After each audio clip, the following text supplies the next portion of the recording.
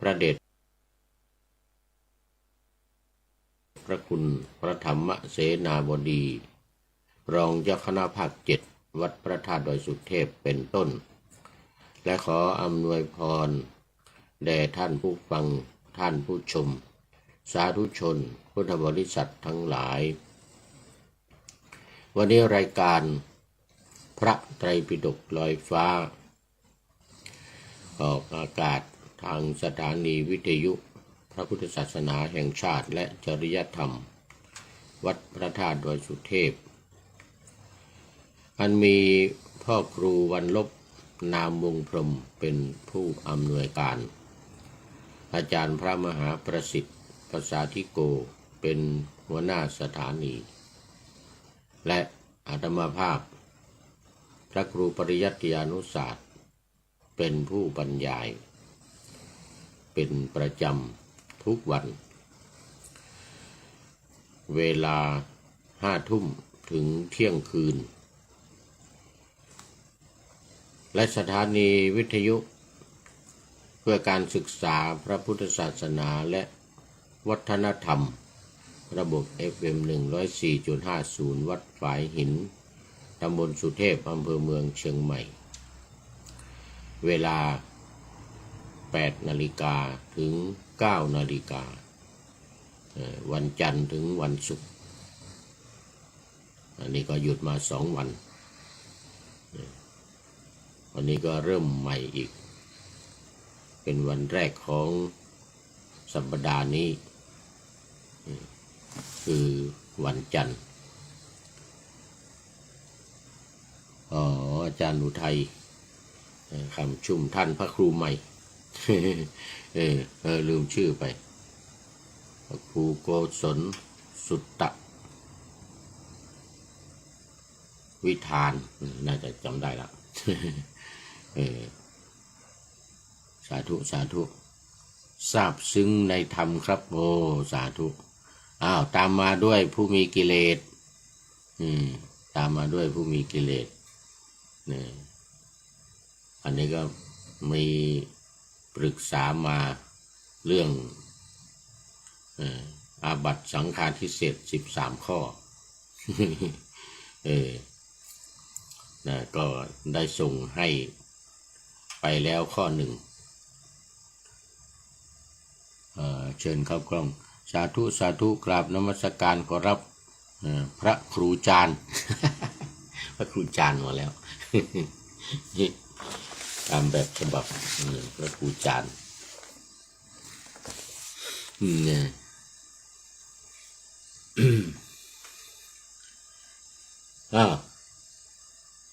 วันนี้ก็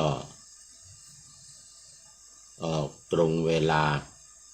8 นาฬิกาถึง9 นาฬิกาที่วัดฝายหินแต่ยังไม่ได้ติดต่อกับทางสถานีว่ามีใครอยู่รับสายโทรศัพท์หรือเปล่าข้อมูลไม่ตรงจากของเดิมมันอยู่ใน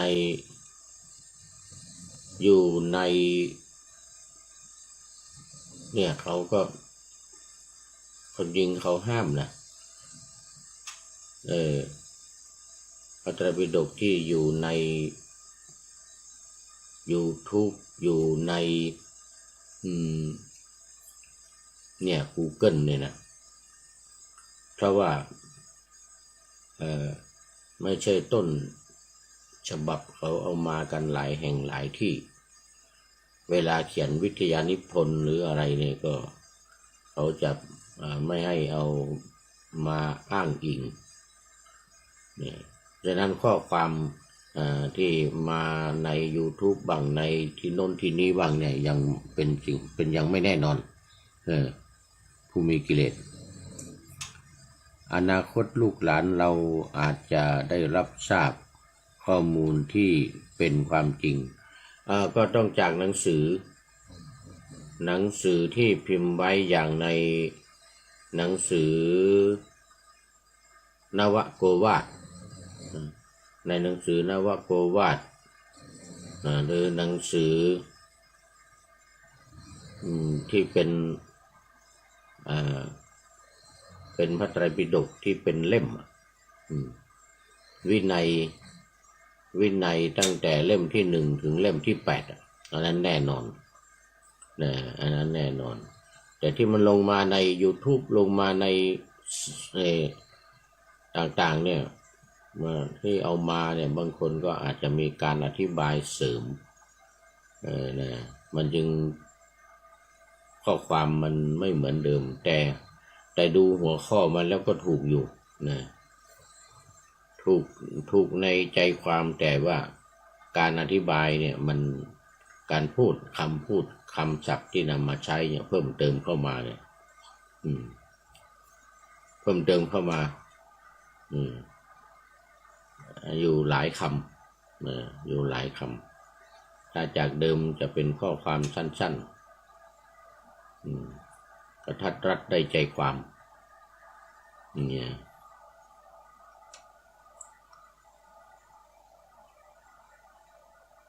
ไม่ทราบข้อมูลที่เป็นความจริงก็เอาหนังสือเอาพระไตรปิฎกวาดนะเอาพระไตรปิฎกวาดไม่ว่าจะเป็นฉบับสยามรัฐฉบับมหาจุฬาฉบับหลวงเอาจากในหนังสือวาดนั่นเป็นพระสูตรต่างๆก็ผิดไปจากเดิมมากพระสูตรต่างๆก็เหมือนกันที่มีการแก้ไขปรับปรุงเนื้อหาสาระอธิบายความให้เป็นที่เข้าใจอาจจะเพิ่มเติมเข้ามาบ้างแล้วก็ที่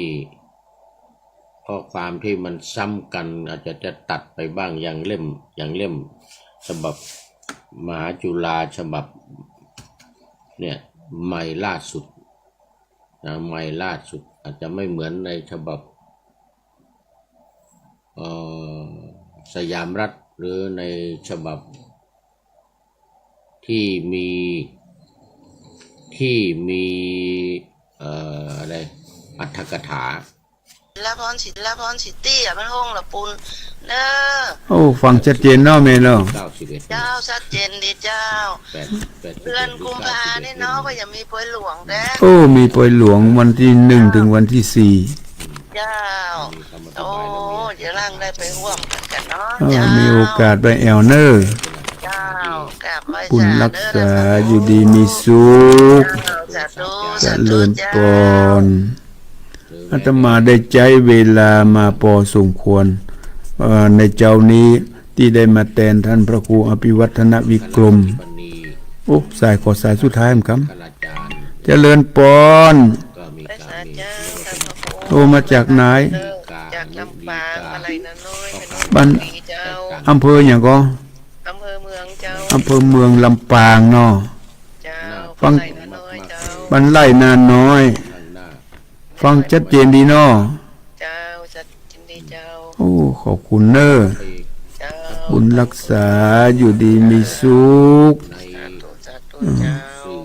ก็ขอนำรายการนี้จากไปก่อนก้อยปะกันในชั่วโมงที่2 6 โมงถึง 7 โมงมรดกธรรมกำเมืองเจ้ามหาวงแตงอ่อนสำหรับเจ้านี้ตี4ถึงตี 5ถึง 6 โมงนี้ขอนำรายการจากไปก่อนจะจากไปก็ขออำนวยอวยพรนึกกระบอกศรัทธาญาติโยมทุกท่านจงได้อยู่ร่มเย็นเป็นสุขในพระบวรพุทธศาสนาก็ขอจงมีอายุวันนะสุขภะละเหมือนกันทุกคู่ทุกคนอายุวันโนสุขังพะลัง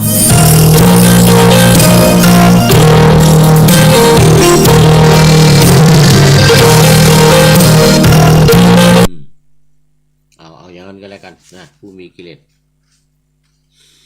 เอาที่เป็นเล่มเอาที่เป็นเล่มที่ได้รับการชำระที่ได้รับการรับรองแล้วแม้แต่เล่มที่ชำระ จังหวัดเชียงใหม่ที่จังหวัดเชียงใหม่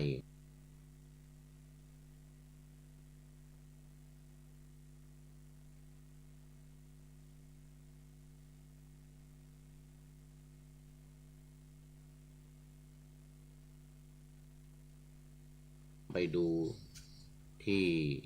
หอสมุดแห่งชาติที่ท่าวาสุกรีนะ ที่ท่าวาสุกรีที่กรุงเทพนะอาตมาก็เคยเข้าไปดูต้นฉบับที่เป็นอักษรล้านนาที่จารึกที่จารึกเป็นอักษรอาตมาก็เคยเข้าไปดูต้นฉบับที่เป็นอักษรล้านนาจารึกที่จารึกเป็นอักษรล้านนาก็มีความแตกต่างกันกับฉบับที่เป็นอักษรไทยแตกต่างกันกับฉบับที่เป็นอักษรไทยเพราะว่าภาษามันคนละภาษาฉบับที่เป็นอักษรล้านนาเป็นใบลานนะเป็นใบลานที่จะลึกลงในใบลานแล้วนี่พอเขานำไปลงในไมโครฟิล์มแล้วก็มาเป็นอักษรไทยฉบับต่างๆคนทุกวันนี้อยากรู้อะไรก็กดเข้าไปดูใน Google นั่นแหละ Google นั่นแหละการเขียนวิทยานิพนธ์อย่างในมหาวิทยาลัยนี่ก็จะห้ามไม่ให้เอามาอ้างนะไม่ให้เอามาอ้างแต่ที่มันอยู่ใน Google ที่มันอยู่ในนั่นแหละจะให้อ้างเนี่ยก็เนี่ยที่เป็นเล่มอย่างเป็นเล่มที่หลังสุดฉบับมหาจุฬานี่นะมันก็ง่ายจริงแต่ว่าบางทีคนเอาไปลงอาจจะเห็นว่ามันเกะกะหรือยังไงก็ไม่รู้ไปตัดทิ้งตัดทิ้งก็มีอาตมาก็เคยเข้าไปอ่านเคยเข้าไปดูอย่างที่เมื่อกี้เนี่ยมีคำอธิบายเสริมเพิ่มเติมมาก็ไม่รู้เอามาจากไหนเหมือนกันที่ส่งไปให้ข้อหนึ่งเมื่อกี้นี้ส่งไปให้ข้อหนึ่งสังฆาทิเศษข้อที่1มีคำอธิบายเสริมเพิ่มเติมเยอะแยะเลยยังไม่ได้อ่านทั้งหมดนะที่ส่งไปให้นะยังไม่ได้อ่านทั้งหมดหรอก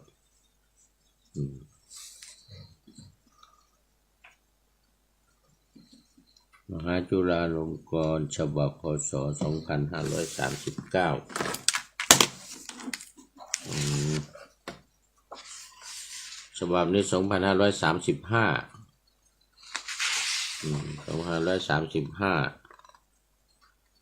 เป็นฉบับที่เฉลิมฉลองพระชนมพรรษาของสมเด็จพระราชินีสิริกิติ์พระนางเจ้าสิริกิติ์ตอนอายุ60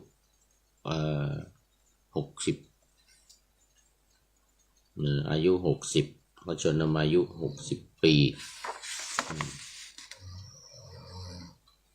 ในวันนี้12 สิงหาคม 2535ทุก5 รอบสมเด็จพระนางเจ้าสิริกิติ์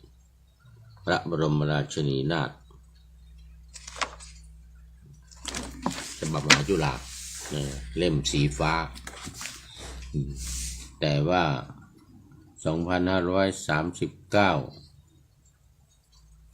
ผิดจากพ.ศ. 2510อยู่นิดหนึ่ง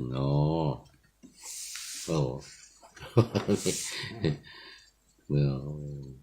ต้องยอมรับผู้มีกิเลสพอมีเวลาได้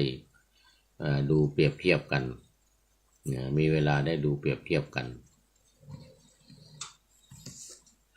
ก็จะได้รู้ถึงความแตกต่างเดี๋ยวจะต้องขอเอาน้ำต้มไว้มันร้อนมาก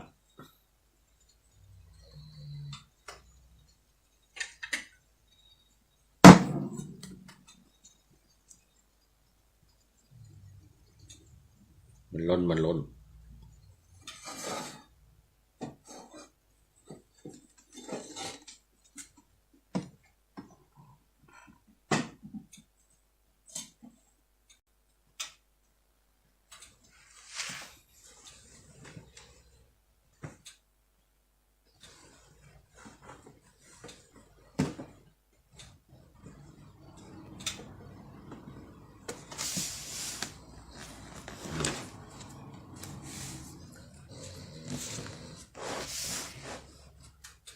วันนี้อาศัยเตา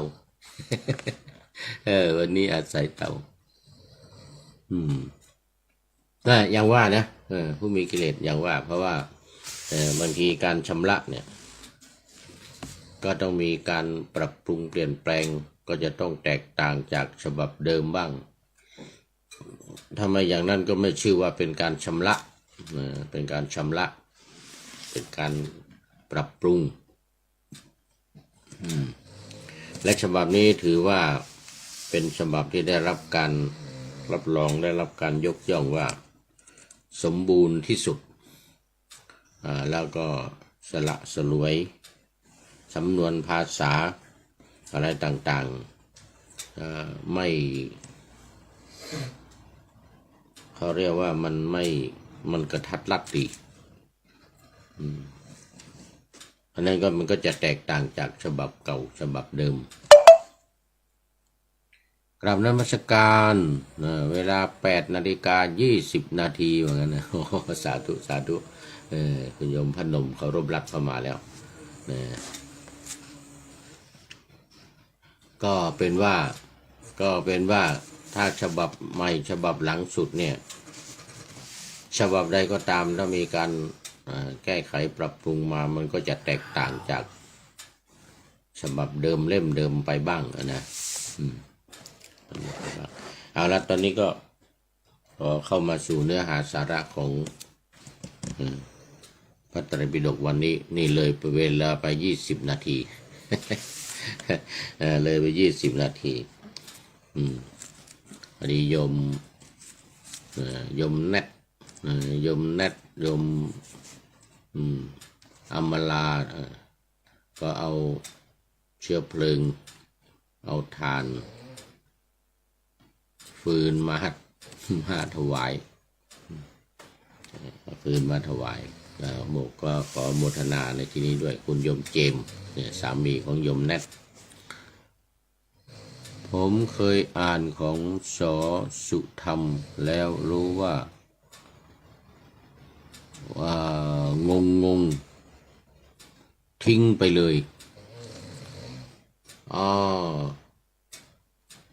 น่าจะเป็น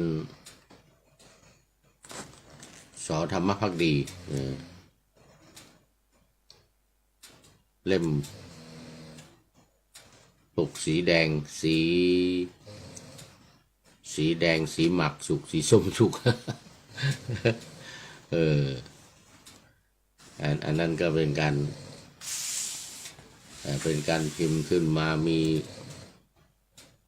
เป็นเล่มเล็กๆเป็นเล่มเล็กๆบางๆแยกจาก45 เล่มไปรู้สึกว่าจะมีเป็น100นะ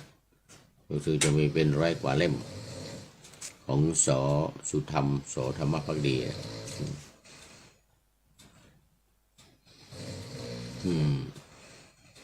เมื่อปีที่แล้วนี่ก็มีโยมเขาซื้อไปถวายที่วัดสันป่าแดงเล่มที่ว่าเนี่ยเล่มของส.สุธรรมเนี่ยส.สุธรรมหรือส.ธรรมภักดีเนี่ยนะ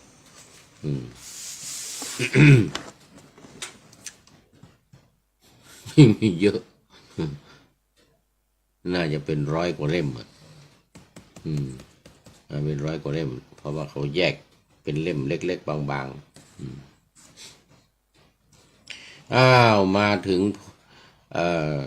โพธิราชกุมารยังไม่จบนะอยู่ในราชวรรคมัชฌิมปัญนาตมัชฌิมนิกายพระสุตตันตปิฎกเล่มที่13ตอนนี้มาถึงหน้า403ตอนที่พระพุทธองค์ทรงบำเพ็ญ ทุกขกิริยาที่ดงคัสริเมืองขยาหลังภูเขาขยาศีสะ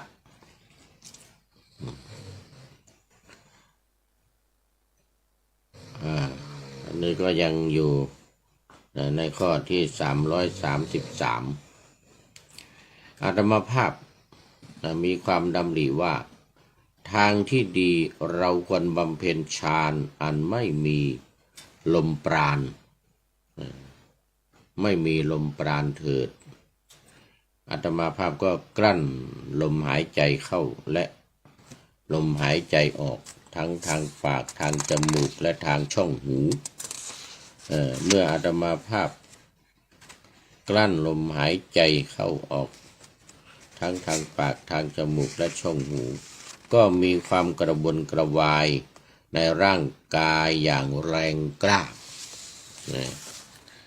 คนที่แข็งแรง2 คนจับคนที่อ่อนแอกว่าคนละข้างย่างให้ร้อนบนหลุมถ่านเพลิงฉันใด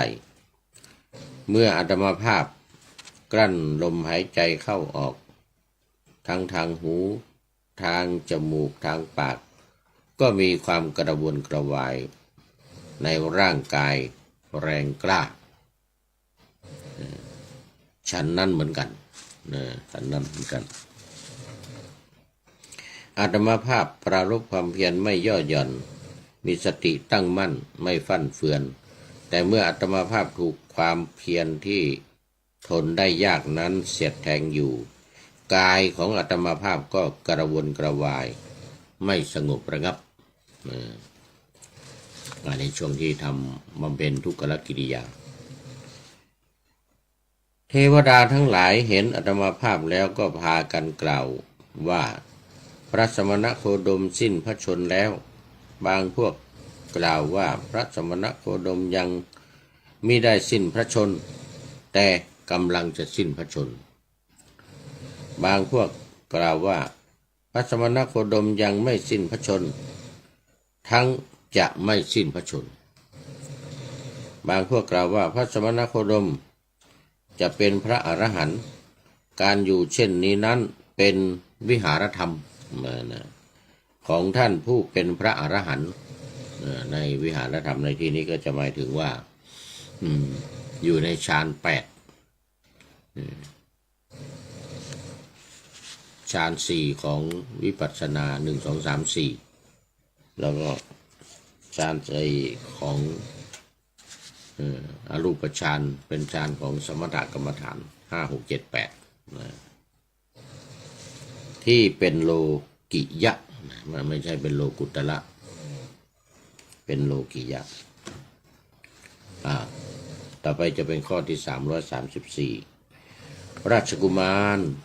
อาตมาภาพจึงมีความดำริว่าทางที่ดีเราควรปฏิบัติด้วยการอดอาหารทุกอย่างขณะนั้นเทวดาทั้งหลายเข้ามาหาอาตมาภาพแล้วกล่าวว่าข้าแต่ท่านผู้นิรทุกข์ท่านอย่าได้ปฏิบัติด้วยการอดอาหารทุกอย่างถ้าท่านจะปฏิบัติด้วยการอดอาหารทุกอย่างข้าพเจ้าทั้งหลายจะแทรกโอชาอันเป็นทิพย์เข้าทางขุมขนของท่านท่านจะได้ยังอัตภาพให้เป็นไปด้วยโอชานั้นอาตมาภาพก็จึงมีความดำริว่าเราปฏิญญาว่าจะอดอาหารทุกอย่างแต่เทวดาเหล่านี้ก็จะแทรกโภชนาอาหารอันเป็นทิพย์เข้าทางขุมขนของเราเราจะยังอัตภาพให้เป็นไปด้วยโอชานั้นการปฏิญญานั้นก็จะพึงเป็นมุสาแก่เราอาตมาภาพจึงกล่าวห้ามเทวดาเหล่านั้นว่าอย่าเลยเอาอาหารอันเป็นทิพย์เข้าแทรกตามขุมขนให้เข้าไปในร่างกายอาตมาภาพก็มีความคิดว่าทางที่ดีเราควรกินอาหารให้น้อยลงเพียงครั้งละ1 ฝ่ายมือบ้างเท่าเยื่อในเมล็ดถั่วเขียวบ้างเท่าเยื่อในเมล็ดถั่วพูบ้างเท่าเยื่อในเมล็ดถั่วดำบ้างเท่าเยื่อในเมล็ดบัวบ้างเมล็ดบัวอาตมาภาพจึงฉันอาหารน้อยลงเพียงครั้งละ1 ฝ่ายมือบ้างเท่าเยื่อในเมล็ดถั่วเหลืองบ้างเป็นต้นเมื่ออาตมาภาพฉันอาหารน้อยลงเพียงครั้งละ1 ฝ่ายมือเป็นต้นกายจึงสูบผอมมากอวัยวะน้อยใหญ่ของอาตมาภาพจึงเป็นเหมือนเถาวัลย์ที่มีข้อมากหรือเถาวัลย์ที่มีข้อดำเนื้อสะโพกก็รีบเหมือนกีบเท้าอูฐใครเคยเห็นเท้าอูฐบ้างกระดูกสันหลังก็ผุดเป็นหนามเหมือนเถาวัลย์ซี่โครงทั้งสองข้างขึ้นสะพรั่งเหมือนกลอนศาลาเก่าดวงตาทั้งสองก็ลึกเข้าไปในเบ้าตาเหมือนดวงดาวปรากฏอยู่ในบ่อน้ำลึกเรามองดูไปในบ่อน้ำลึกๆจะเห็นเงาดวงดาวลงอยู่ในน้ำนั้นหนังบนศีรษะก็เหี่ยวหดเหมือนลูกน้ำเต้าที่เขาตัดมาขณะยังดิบต้องลมและแดดเข้าก็เหี่ยวหดไปเพราะเป็นผู้มีอาหารน้อยนั้นอาตมาภาพคิดว่าจะลูบพื้นท้องก็จับถึงกระดูกสันหลังคิดว่าจะลูบกระดูกสันหลังก็จับถึงพื้นท้องเพราะพื้นท้องของอาตมาภาพแนบติดจนถึงกระดูกสันหลังอาตมาภาพคิดว่าจะถ่ายอุจจาระหรือถ่ายปัสสาวะก็ส่วนเซล้มลงณที่นั้นเมื่อจะให้กายสบายบ้างจึงใช้ฝ่ามือลูบตัวขนทั้งหลายที่มีรากเน่าก็หลุดล่วงจากกายเพราะเป็นผู้มีอาหารน้อยมนุษย์ทั้งหลายเห็นอาตมาภาพแล้วก็กล่าวอย่างนี้ว่าพระสมณโคดมดำไปบางพวกก็ว่าพระสมณโคดมไม่ดำเพียงแต่คล้ำไปบางพวกก็กล่าวว่าไม่ดำไม่คล้ำเพียงแต่พร้อยไปเรามีผิวพรรณบริสุทธิ์เปล่งปลั่งเพียงแต่เสียผิวไปเพราะเป็นผู้มีอาหารน้อยเท่านั้นข้อ335วันที่นี่อยู่ที่หน้า404ราชกุมารอาตมาภาพนั้นมีความดำริว่าสมณะหรือพราหมณ์เหล่าใดเหล่าหนึ่งในอดีตเสวยทุกขเวทนากล้าแข็งหยาบเผ็ดร้อนที่เกิดขึ้นเพราะความเพียรทุกขเวทนานั้นอย่างยิ่งก็เพียงเท่านี้ไม่เกินกว่านี้ไปสมณะหรือพราหมณ์เหล่าใดเหล่าหนึ่งในอนาคตเสวยทุกขเวทนากล้าแข็งหยาบเผ็ดร้อน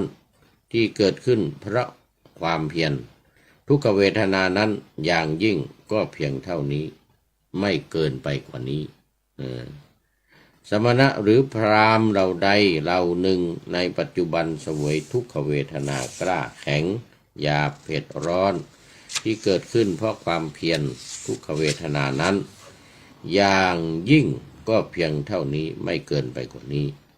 แต่เราก็ยังมิได้บรรลุฌานญาณทัศนะที่ประเสริฐอันสามารถวิเศษยิ่งกว่าธรรมของมนุษย์ด้วยทุกขกิริยาอันตรนี้จะพึงมีทางอื่นเพื่อการตรัสรู้บ้างไหมหนอนี่พระองค์ก็ทรงดำริ อาตมาภาพจึงมีความดำริว่าเราจำได้อยู่เมื่อคราวงานของท้าวสักกะอธิบดีซึ่งเป็นพระราชบิดาเรานั่งอยู่ใกล้ต้นว่าอันร่มเย็นได้สงัดจากกามและอกุศลธรรมทั้งหมดแล้วบรรลุปฐมฌานมีวิตกวิจารมีปีติสุขอันเกิดจากวิเวกอยู่ทางนั้นพึงเป็นทางแห่งการตรัสรู้หรือหนออาตมาภาพจึงมีความรู้แจ้งที่ตามระลึกด้วยสติว่าทางนั้นเป็นทางแห่งการตรัสรู้อาตมาภาพจึงมีความดำริว่าเรากลัวความสุขที่เว้นจากกามและอกุศลธรรมทั้งหลายหรืออาตมาภาพก็ดำริว่าเราไม่กลัวความสุขที่เว้นจากกามและอกุศลธรรมทั้งหลายเลยราชกุมารอาตมาภาพจึงมีความดำริต่อไปว่าเราผู้มีกายสู้ผอมมามากอย่างนี้จะบรรลุความสุขนั้นไม่ใช่ทำได้ง่ายเลยทางที่ดีเราควรกินอาหารหยาบคือข้าวสุกขนมกุมมาศอาตมาภาพก็ฉันอาหารหยาบคือข้าวสุกและขนมกุมมาศครั้งนั้นภิกษุปัญจวัคคีย์เฝ้าบำรุงอาตมาภาพด้วยหวังว่าพระสมณโคดมบรรลุธรรมใดจักบอกธรรมนั้นแก่เราทั้งหลายเมื่อใดอาตมาภาพฉันอาหารหยาบคือข้าวสุกและขนมกุมมาศเมื่อนั้นภิกษุปัญจวัคคีย์นั้นก็เบื่อหน่ายจากไปด้วยเข้าใจว่าพระสมณโคดมมากคลายความเพียรเวียนมาเพื่อความเป็นผู้มากเสียแล้วอันนี้ก็พูดถึงปัญจวัคคีย์ที่ออกบวชตาม5 รูปมีท่านพระโกณฑัญญะเป็นต้นวัปปะพัทธิยมหานามะอัสสชิซึ่งเป็นลูกหลานของพราหมณ์ที่ทำนายทายทักพระพุทธองค์ตอนที่ทรงประสูติใหม่ๆแล้วก็มีท่านโกณฑัญญะเนี่ยเป็นพราหมณ์หนุ่มกว่าเพื่อนอายุน้อยหนุ่มกว่าเพื่อนก็ทำนายว่าจะออกบวชแน่นอนพอพระพุทธเจ้าออกบวชก็ออกบวชตามซึ่งตัวเองก็อายุมากแล้วตอนนั้นยังเป็นพราหมณ์หนุ่มส่วนคนอื่นๆตายหมดแล้วเหลือลูกหลานสั่งลูกหลานไว้เนี่ยพ่อของท่านวัปปะพัทธิยมหานามะอัสสชิเนี่ยสั่งลูกไว้ว่าถ้าพระพุทธเจ้าออกบวชก็ให้ออกบวชตามพ่ออยู่ไม่ได้แล้วอายุมากแล้วสั่งลูกไว้อันนั้นเป็นลูกของพราหมณ์ที่ทำนายได้ทักจำนวน5 รูปอื่นๆหาไม่เจอว่างั้นอีก3 คนอีก2 คนเหลือพราหมณ์อีก2 คนตามหาลูกก็ไม่เจอหลานก็ไม่เจอ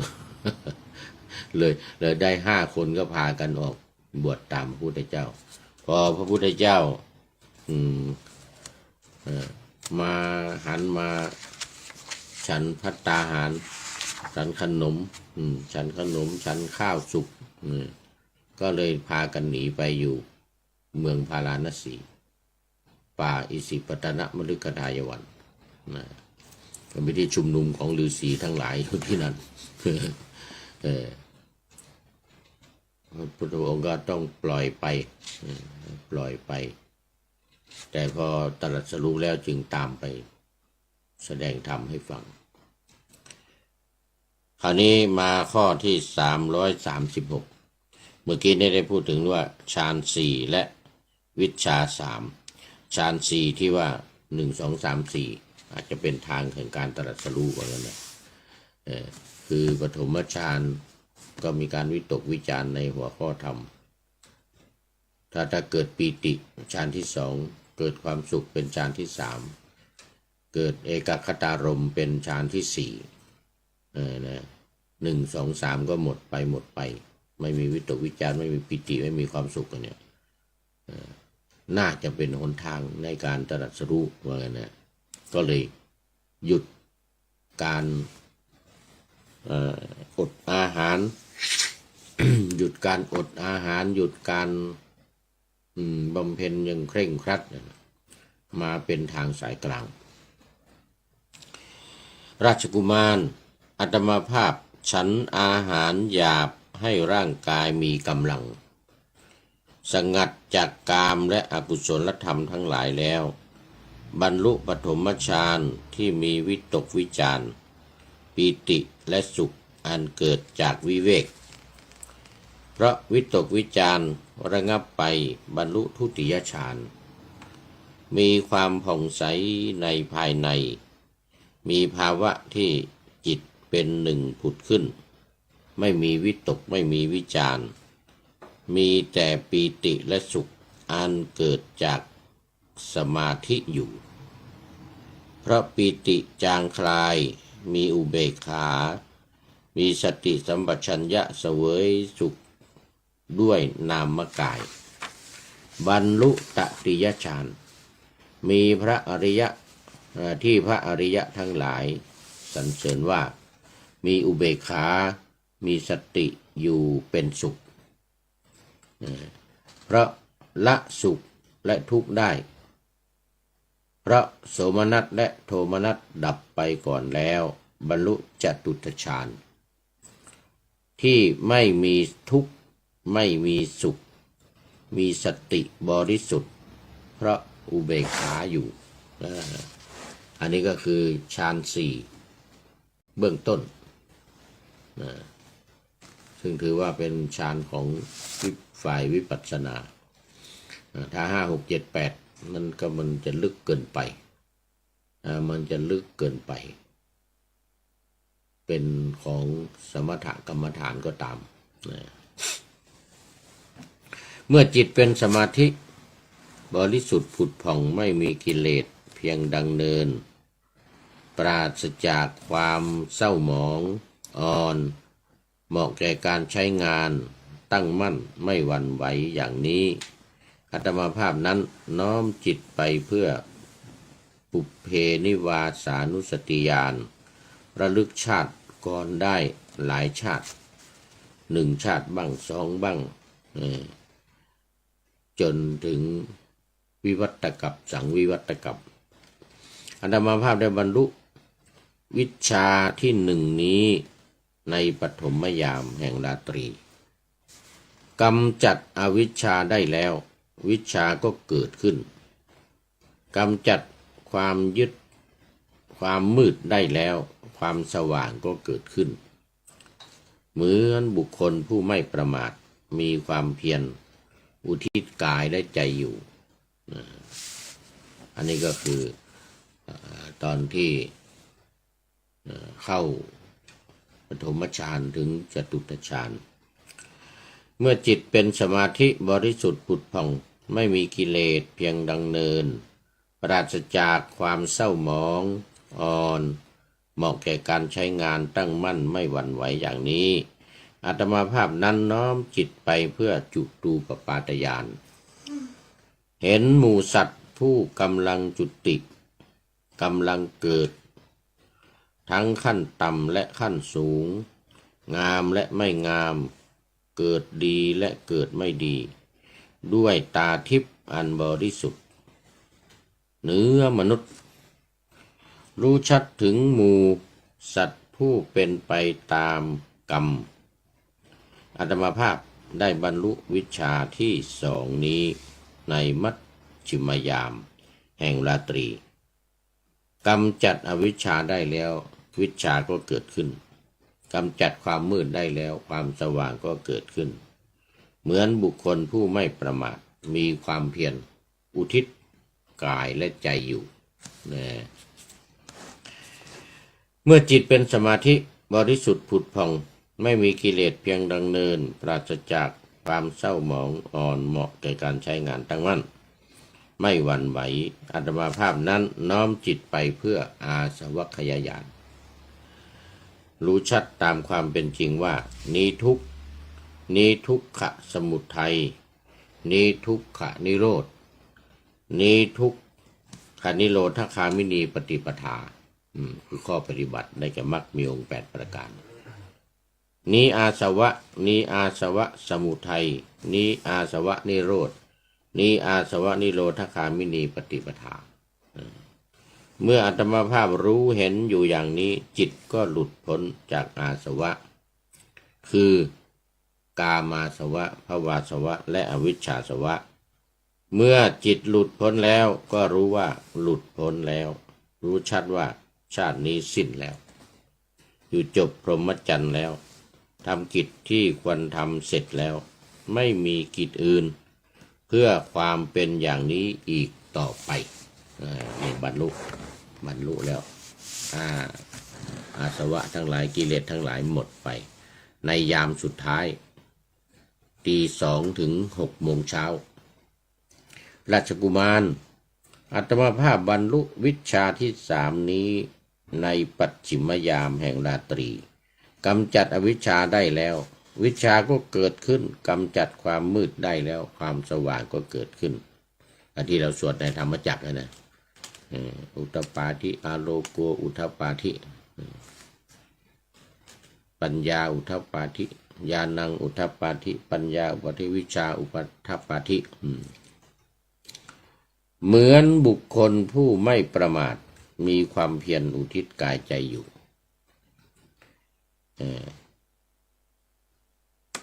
ในหัวข้อว่าควรมีความขวนขวายน้อยนี่มาในข้อที่337หน้าที่407ราชกุมารอาตมาภาพนั้นได้มีความดำริว่าธรรมที่เราได้บรรลุแล้วนี้ลึกซึ้งเห็นได้ยากรู้ตามได้ยากสงบประณีตไม่เป็นวิสัยแห่งตรรกะ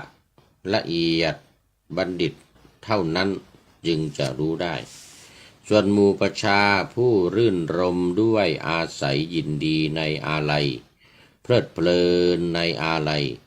ฐานะที่หมู่สัตว์ผู้รื่นรมด้วยอาลัยยินดีในอาลัยเพลิดเพลินในอาลัยนี้ย่อมเป็นสิ่งที่เห็นได้ยากที่ว่าอาลัยนี่ก็หมายถึงว่ากามคุณทั้ง5ยังยึดติดอยู่ที่สัตว์มีความยินดีมีความเพลิดพันเพลิดเพลินอยู่ในกามคุณทั้ง5รูปเสียงกลิ่นรสสัมผัสทางเนื้อทางหนังเป็นชื่อเรียกกิเลส2อย่างคือกามคุณและตัณหาวิจิตตัณหาวิจริต108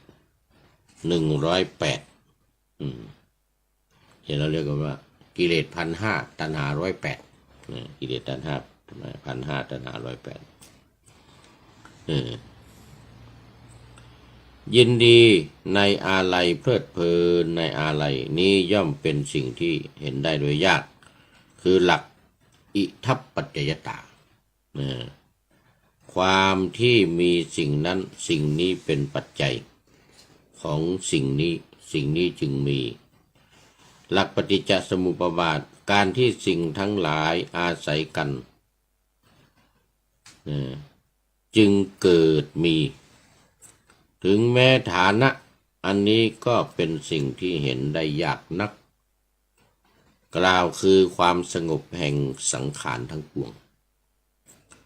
ความสลัดทิ้งอุปธิทั้งปวงอุปธินี่ก็คือเป็นกิเลสที่นอนอยู่ในสันดานตราบใดที่ยังมีขันธ์5นี้อยู่ก็ยังมีการอยากง่วงนอนอยากจะนอนอยากจะกินอาหารอยากจะถ่ายอยากจะรู้อยากจะเห็นเราเนี่ยนะเขาเรียกว่าเป็นอุปธิความสิ้นตัณหาวิราคะนิโรธนิพพานก็ถ้าเราจะพึงแสดงธรรมและผู้อื่นจะไม่เข้าใจซึ่งต่อเรา ข้อนั้นก็จะพึงเป็นความเหน็ดเหนื่อยเปล่าแก่เรา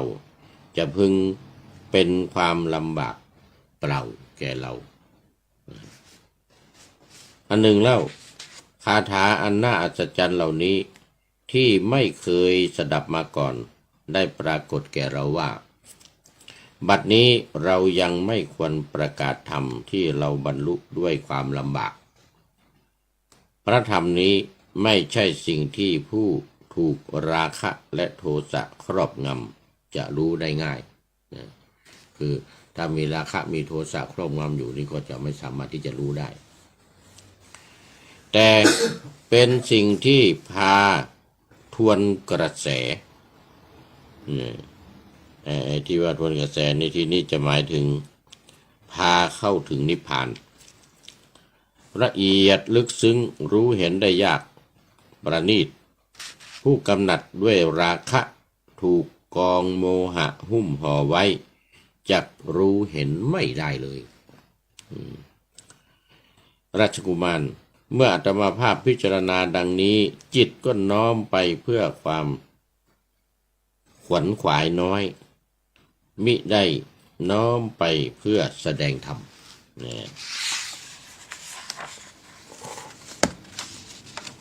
ตอนแรกที่เมื่อพระองค์คิดไม่ขวนขวายในการที่จะแสดงธรรมก็จะมีสามบดีพรหมอาราธนาแสดงธรรมที่เราเวลาพระจะเทศว่าพรหมาจโลกาธิปติสามปฏิกัดอัญชลีเนี่ยนะที่คนลังอายาจตะนี่คือสามบดีพรหมมาอาราธนาพระพุทธเจ้าดูในหน้าที่408ข้อที่338ครั้งนั้นสามบดีพรหมทราบความดำริในใจของอาตมาภาพด้วยใจของตนจึงได้มีความรำพึงว่าท่านผู้เจริญโลกจะฉิบหายหนอโลกจะพินาศหนอเพราะพระตถาคตอรหันตสัมมาสัมพุทธเจ้าทรงน้อมพระทัยไปเพื่อความขวนขวายน้อยมิได้น้อมพระทัยไปเพื่อแสดงธรรมขวนขวายน้อยก็คือไม่เอื้อเฟื้อไม่เผื่อแผ่ไม่แสดงธรรมให้แก่ใครขวนขวายเฉพาะตัวเองลำดับนั้นสหบดีพรหมอันตรธานจากพรหมโลกมาปรากฏณเบื้องหน้าอาตมาภาพเปรียบเหมือนคนที่แข็งแรงเหยียดแขนออกหรือคู่แขนเข้าแล้วห่มอุตราสงเฉวียงบ่าคือผ้าเฉวียงบ่าประนมมือมาทางทิศที่อาตมาภาพอยู่ได้กล่าวกับอาตมาภาพว่าข้าแต่พระองค์ผู้เจริญขอพระองค์พระผู้มีพระภาคได้โปรดแสดงธรรมขอพระสุคตเจ้าได้โปรดแสดงธรรมเพราะสัตว์ทั้งหลายผู้มีธุลีในดวงตาน้อยก็หมายถึงมีธุลีคือราคะโทสะโมหะปิดบังดวงตาคือปัญญามันมีน้อยมันเบาบางมีปัญญามีน้อยนะมีอยู่สัตว์เหล่านั้นจะเสื่อมเพราะไม่ได้สดับธรรมสัตว์เหล่านั้นจะเป็นผู้รู้ทั่วถึงธรรมอย่างนี้เหตุการณ์นี้เป็นที่มาแห่งพิธีอาราธนาพระสงฆ์แสดงธรรมสหบดีพรหมได้ทูลอาราธนาดังนี้แล้วได้ทูลเป็นคาถาประพันธ์ต่อไปว่าในการก่อนทำที่ไม่บริสุทธิ์อันคนที่มีมนทินคิดค้นไว้ปรากฏในแคว้นมคธพระองค์โปรดทรงเปิดประตูอมตะธรรมนั้นเถิดขอสัตว์ทั้งหลายจงฟังธรรมที่พระสัมมาสัมพุทธเจ้าผู้ปราศจากมนทินได้ตรัสรู้แล้วตามลำดับ ข้าแต่พระองค์ผู้เจริญพระผู้มีปัญญาดีมีพระสมันตจักขุบุรุษผู้ยืนอยู่บนยอดเขาศิลาล้วนพึงเห็นหมู่ชนได้โดยรอบฉันใดพระองค์ผู้หมดความโศกแล้วโปรดเสด็จขึ้นสู่ปราสาทคือธรรมจากได้เห็นหมู่ชนผู้ตกอยู่ในความเศร้าโศกและถูกชาติชราครอบงำได้ชัดเจนฉะนั้นข้าแต่พระองค์ผู้มีความเพียรผู้ชนะสงครามผู้ชนะสงครามนี่หมายถึงชนะเทวบุตรมารมัจจุมารและกิเลสมารบรรดามารทั้งหลายผู้นำหมู่ผู้ไม่มีหนี้ขอพระองค์โปรดลุกขึ้นเสด็จจาริกไปในโลกผู้นำหมู่นี่ก็หมายถึงสามารถนำสัตว์ข้ามที่กันดารคือชาติความเกิดและสามารถเป็นผู้นำของหมู่สัตว์คือเวนยสัตว์สัตว์ที่พอแนะนำได้เรียกว่าเป็นผู้นำส่วนผู้ไม่มีหนี้เนี่ยนะก็หมายถึงว่าไม่มีหนี้คือกามฉันทะคือความไม่มีความพอใจในกามเรียกว่ากามฉันทะข้าแต่พระผู้มีพระภาคขอพระองค์โปรดจงทรงแสดงธรรมเพราะสัตว์ทั้งหลายจักเป็นผู้รู้ทั่วถึงธรรมมีอยู่นะไอ้ที่ว่าเป็นผู้รู้ทั่วถึงธรรมเนี่ยคือเป็นผู้ที่มีกิเลสน้อยมีดวงตามีธุลีในตาน้อยก็คือมีกิเลสน้อยก็จะรู้ได้จึงสังเกตได้ว่าคนที่รู้ได้ไวฟังปุ๊บได้ปั๊บหรือฟังไป2-3ประโยคได้อย่างเงี้ยนะอันนี้คือมีกิเลสน้อยมีธุลีในดวงตาน้อยภักดีอวดสุขสาธุนมัสการนมัสเตสาธุสาธุนารายภักดีอวดสุขนารยันนาลายพระนาลายพระพรหมพระนาลายอันนี้พระโพสหัมบดีพรหมอยู่บนสวรรค์ชั้นพรหมนู่นสุทธาวาสมาอาราธนาพระพุทธเจ้าว่าผู้จักเป็นผู้รู้ทั่วถึงธรรมมันจะมีอยู่ถึงจะไม่มากแต่ขอพระองค์ทรงได้โปรดแสดงธรรมในโลกนี้เถิดเวนยสัตว์เปรียบด้วยดอกบัวเวนยสัตว์เนี่ยเปรียบด้วยดอกบัวก็คือดอกบัว4เหล่าดอกบัว4เหล่า1ดอกบัวที่พ้นน้ำแล้วก็ต้องแสงอาทิตย์ก็บาน2ดอกบัวที่ปริ่มน้ำออกก็2-3 วันก็จะโผล่ขึ้นมาแล้วก็ดอกบัวที่อยู่ในน้ำต้องใช้เวลาหน่อย5 วันถึง7 วันก็ขึ้นมาอยู่เหมือนกันแต่ช้าหน่อยอันนี้เรียกว่าเวนยสัตว์คนที่พอแนะนำได้ส่วนปทะปรมะอันนั้นไม่ต้องพูดถึงในที่นี้จะไม่นำมาลงไว้ปทะปรมะคือมีบทเป็นอย่างยิ่งเนี่ยอันนี้ก็มาดูในข้อที่339รัชกุมารครั้งนั้นอาตมาภาพรับคำทูลอาราธนาของพรหมและเพราะอาศัยความกรุณาในสัตว์ทั้งหลายสงสารคิดจะช่วยให้เขาได้พ้นทุกข์ความกรุณา จึงตรวจดูโลกด้วยพุทธจักษุพุทธจักษุนี่ก็หมายถึงอินทรีย์ปโรปริยัตญาณอินทริยปโรปริยัตญาณคือปรีชาอย่างรู้ความยิ่งและความหย่อนแห่งอินทรีย์ของสัตว์ทั้งหลายคือรู้ว่าสัตว์นั้นๆเนี่ยมีศรัทธาวิริยะสติสมาธิปัญญาแค่ไหนเพียงใดมีกิเลสมากมีกิเลสน้อยมีความพร้อมที่จะตรัสรู้ธรรมหรือไม่ตรัสรู้ธรรมหรือไม่อันนี้เรียกว่าพุทธจักษุ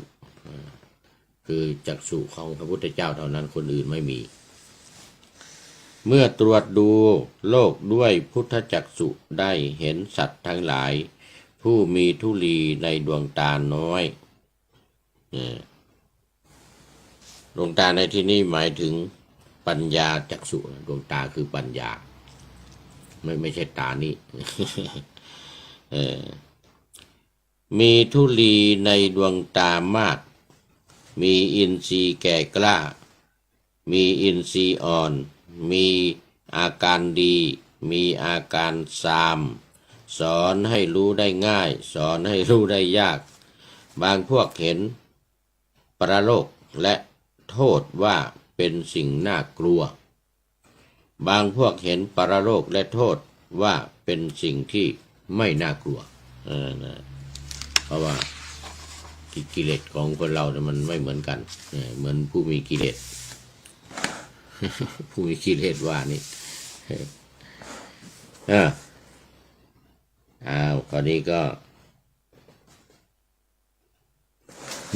ลืมดูเวลาโอ้ก็หมดเวลาพอดี หมดเวลาพอดีนี่มันยังไม่จบไม่เป็นไรเอาไว้แค่นี้ก่อนเอาไว้แค่นี้ก่อนวันนี้เวลาหมดแล้วโอ้พักดีอวดสุขเข้ามาพอดีเลยนาราย เข้าสู่เส้นชัยในวันนี้ขอนำพระไตรปิฎกลอยฟ้าไปจากผู้ฟังทั้งหลายในโลกล่าวันต่อไปจะได้จรย้อนกลับมาสู่สถานีใหม่ให้ท่านฟังอย่าลืมเปิดวิทยุหรือเครื่องรับโทรศัพท์โมบายคอมพิวเตอร์ผัง YouTube เฟซเพจไลน์ให้ดังๆเพื่อชมฟังรายการวันต่อไปขอทุกท่านมีความสุขทุกคืนวันนำธรรมะประกอบการงานทั้งหลายเช่นมันทำงานทางวาจากายใจขวนขวายกิจการงานนานาบำเพ็ญสาธารณประโยชน์เว้นสิ่งที่มีโทษโหดเยี่ยงสาประกอบแต่กรรมดีมีราคาแสวงหาเงินทองครองใจคนเสียสละพละทรัพย์นับมากน้อยไม่ให้ล้านก็ให้ร้อยไม่ด้อยผลเอื้อคนรวยช่วยคนยากฝากคนจนให้ทุกคนเท่ากันมาตรฐานเดียวขอเจริญพร